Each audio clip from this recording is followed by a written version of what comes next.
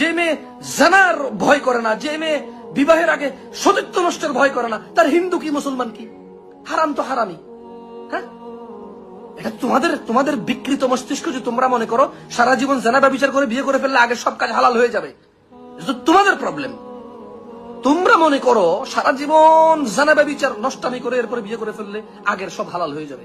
এটা তোমরা মনে করো। ইসলাম কখনো এরকম বলে নাই যে একটা লোক একটা গ্লাসে সারা জীবন মদ খাইছে, এরপরে ওই একই গ্লাসে দুধ ঢেলা খাইছে, আর আগের মদ খাওয়া হালাল হয়ে যাবে। আগের মদ খাওয়া গুনাহ থাকবে না, আগের মদ খাওয়া তার গুনাহ হবে না, সেগুলোর জন্য সে ক্ষমা চাইতে হবে না, সেগুলোর জন্য কাফারা হয়ে যাবে, কারণ সে সেম গ্লাসে ঢেলা মদ খাইছে, দুধ খাইছে। এই জন্য দিস ইজ ইয়োর লজিক।